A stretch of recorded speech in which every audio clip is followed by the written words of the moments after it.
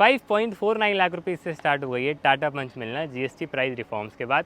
ये प्राइस जब हुआ करते थे जब गाड़ी लॉन्च हुई थी बैक इन 2021। मेरे साथ जो गाड़ी रहने वाली है ये Tata Punch Creative Plus S Camo Edition रहने वाली है। एंड इसका जो भी मेरा एक्सपीरियंस रहा है पिछले एक हफ्ते में वो मैं आपके साथ इस वीडियो में शेयर करने वाला हूँ। आप अगर चैनल पे पहली बार आए थे तो सब्सक्राइब जरूर करिएगा। यहाँ पे मैं आपके लिए लेकर आता हूँ गाड़ियों के इन्फॉर्मेटिव कंटेंट। अब आइए देखते हैं टाटा पंच के कुछ प्रोज एंड कॉन्स एंड क्या मेरा एक्सपीरियंस रहा है लास्ट 7 डेज़ में। अब टाटा पंच 2021 से लॉन्च हुई है एंड अभी तक इसमें कोई भी सिग्निफिकेंट चेंज नहीं आया है, कोई भी फेसलिफ्ट अपडेट नहीं आया है।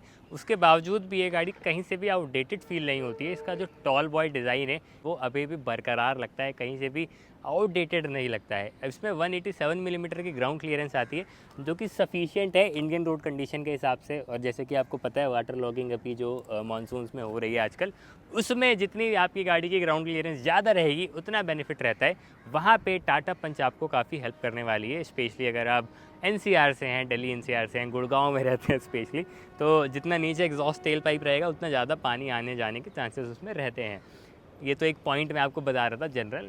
टाटा पंच के साथ ऐसा केस नहीं है। टाटा पंच जो है वो अभी भी डिज़ाइन में कहीं से मार नहीं खाती है। वो एक अलग चीज़ है कि हाँ, गाड़ी को आए हुए 4 साल से ज़्यादा हो गए हैं तो एक अपडेट मांग रही है गाड़ी धीरे धीरे।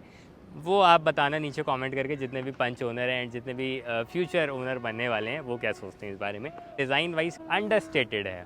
अब क्योंकि आप एक फैमिली के लिए गाड़ी ले रहे हैं तो बूट स्पेस बहुत मैटर करता है। टाटा पंच में 366 लीटर का बूट स्पेस आता है एंड अगर आप इसका सीएनजी वाला मॉडल लेंगे जो कि मोस्टली लोग लेते हैं उसमें भी आपको 210 लीटर्स का बूट स्पेस मिलता है। क्योंकि जो सीएनजी का टैंक है वो 2 टैंक लगा रखा है, इस तरीके से कन्फिग्रेशन है, तो बूट स्पेस काफ़ी अच्छा निकल कर आ जाता है। वेल अभी भी मैं आपको दिखाऊँ, थोड़ा पास ले आओ रूही कैमरा, तो आप देख सकते हैं कि ये जो बूट स्पेस है इसमें भी आप अपने अच्छे खासे लगेज रख सकते हैं। तो ये थोड़ी लोडिंग लिफ्ट ज़रूर मिलेगी आपको, लेकिन उससे आपको ज़्यादा दिक्कत नहीं होगी। एंड इसी के साथ साथ आपको यहीं पे स्पेयर व्हील भी मिलता है। लेकिन अगर आप सीएनजी वाला मॉडल लेंगे तो स्पेयर व्हील आपको नीचे की तरफ हैंग हुआ मिलेगा।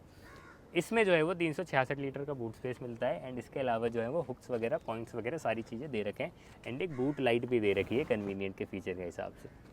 पंच कहीं से भी फीचर्स के मामले में पीछे नहीं है। इसमें सारे यूज़फुल फीचर्स आते हैं, जैसे कि आपको एलईडी डीआरएल्स मिल जाएंगी, प्रोजेक्टर हेडलैम्प्स आ जाते हैं एंड फॉग लाइट्स आ जाती हैं। 16 इंच के अलॉय व्हील मिल जाते हैं जो कि कमाल की राइड क्वालिटी ऑफर करते हैं। क्योंकि ये कैमो एडिशन है और यहाँ पे आप देख सकते हैं इसमें कैमो का भी बैच रहने वाला है। और इसमें जो है वो रूफ वाइट कलर की आती है एंड इसमें सनरूफ भी आता है क्योंकि क्रिएटिव प्लस एस वेरिएंट है।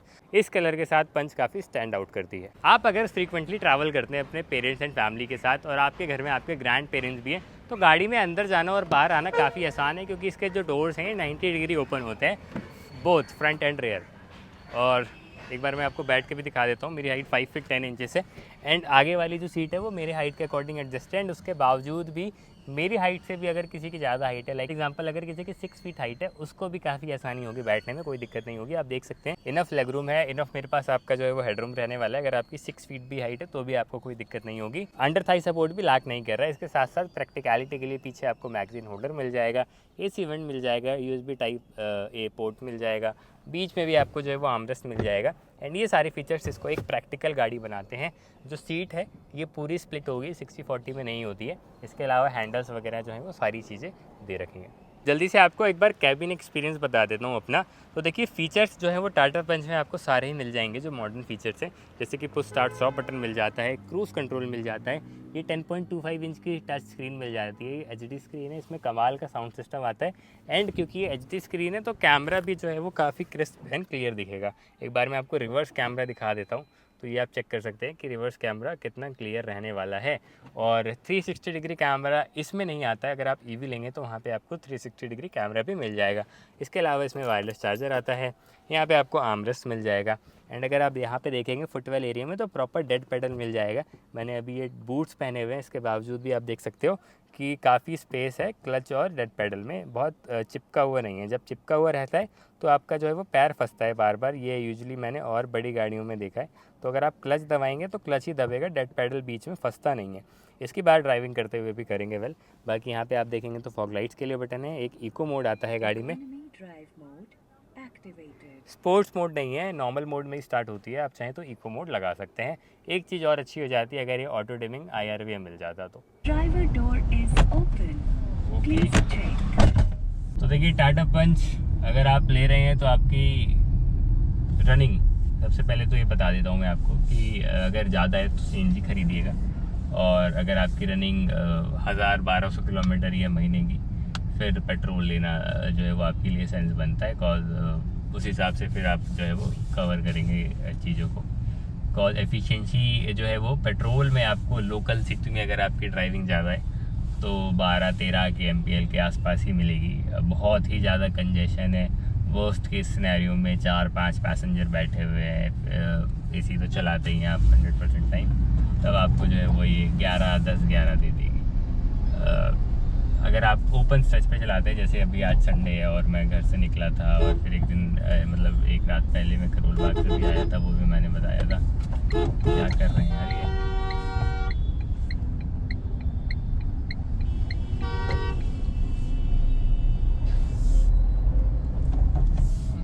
पता नहीं क्या करा बस वाले ने, एकदम ही मोड़ दी राइट पे। हाँ, तो अगर संडे है या ओपन रोड है जैसे अभी है, तो आपको 15-16-17 के MPL दे देगी, थोड़ा बहुत अगर मिक्स ट्रैफिक भी मिल गया तो। मैं मोस्टली अकेला ही चलता हूँ गाड़ी में, और उस हिसाब से एफिशिएंसी मैं आपको बता रहा हूँ। अगर आप ज़्यादा पैसेंजर के साथ चलते हैं तो ये डाउन भी हो सकते हैं नंबर्स, बट हाँ, आप मिक्स कंडीशन में 14-15 के MPL एक्सपेक्ट करिए इससे पेट्रोल में। और बहुत ही आप 50-60-70 से ऊपर जा ही नहीं रहे हैं और एकदम ही खाली सड़कों पे चलना है आपको, अगर आप मेट्रो सिटीज़ से नहीं है, तब आप इससे 18 से 20 के MPL एक्सपेक्ट कर सकते हैं, अगर आपकी हाईवे पे ज़्यादा रनिंग रहती है, मोस्टली ओपन रोड्स पे। उसके बाद आ जाते हैं गाड़ी के ओवरऑल ड्राइविंग डायनेमिक्स कैसे हैं, चलने में गाड़ी कैसी है, विजिबिलिटी वगैरह कैसी है, एर्गोनॉमिक्स वगैरह कैसे हैं। तो इतनी गाड़ियाँ चलाता हूँ मैं, उस हिसाब से मेरे को ये गाड़ी जो है वो ऐसे कहीं भी ऑड नहीं लगी, या ऐसा फील नहीं हुआ कि नहीं यार ये चीज़ें यहाँ पे क्यों है, ये चीज़ें और बेटर पोजीशन पे हो सकती थी। सब कुछ ठीक ठीक लगा मुझे। पावर विंडो की पोजीशन, ORVMs कंट्रोल करने की पोजीशन, नेक्सॉन वगैरह में यहाँ पे देते हैं लोग, पंच में थैंकफुल यहीं पे दे रखा है पावर विंडो के पास ही। और इसके अलावा AC के फिजिकल कंट्रोल्स आते हैं जो कि धीरे धीरे वैनिश हो रहे हैं अब, तो वो भी एक बढ़िया चीज़ है कि चलो यहाँ पे आपको ये दिक्कत नहीं होगी। और चार्जिंग पोर्ट्स वगैरह जो हैं वो भी एकदम परफेक्ट तरीके से काम करते हैं। और इसमें जो है वो 45 वॉट का Type-C पोर्ट दे रखा है, जो कि अगर आपका कोई भी डिवाइस है तो बहुत ही जल्दी चार्ज कर देता है।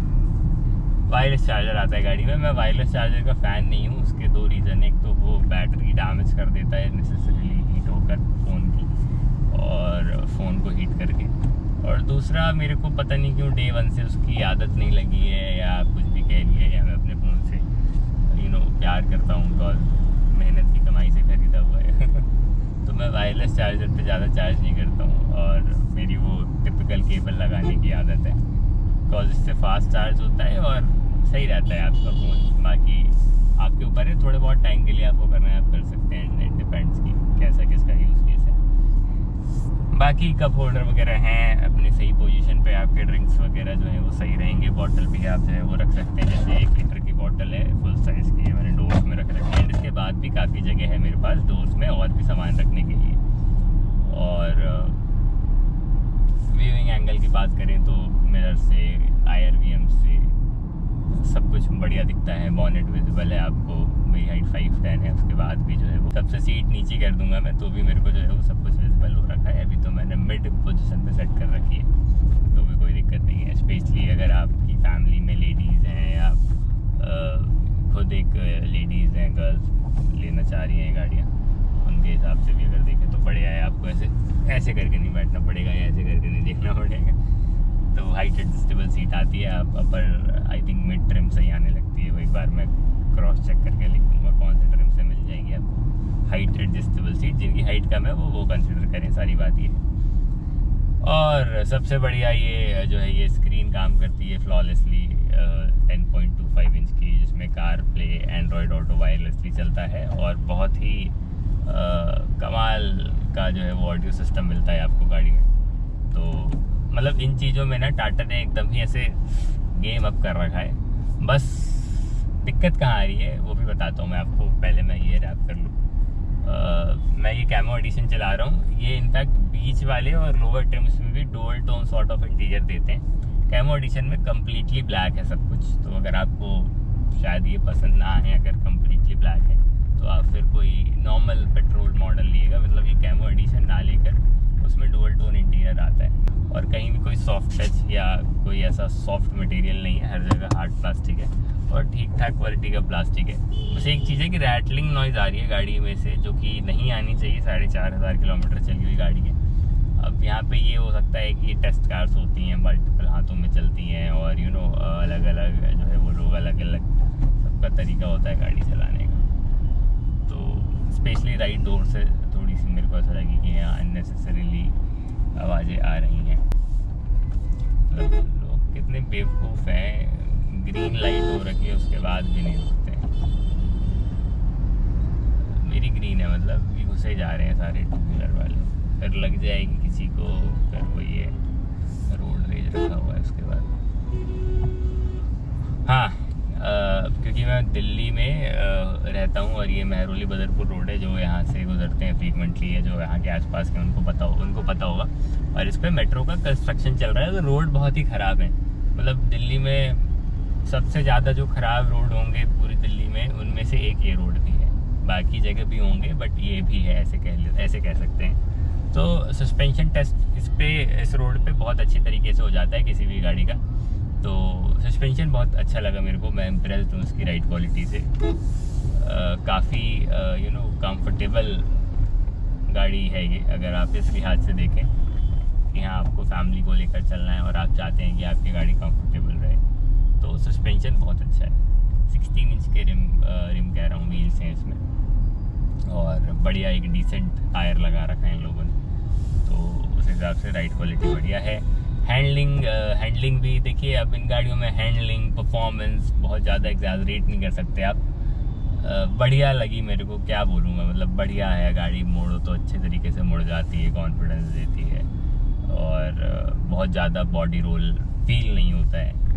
बॉडी रोल है लेकिन ऐसा नहीं लगता है कि हाँ आपकी गाड़ी पलट जाएगी। कॉज अब ये जितनी भी सो कॉल्ड सॉफ्ट एसयूवीज बोलते हैं लोग इन्हें, रेज्ड ग्राउंड क्लियरेंस वाली कार्स हैं, जो कि इनके हक में जाता भी है कहीं ना कहीं, कॉज लोगों को अब ऊँची गाड़ी चाहिए।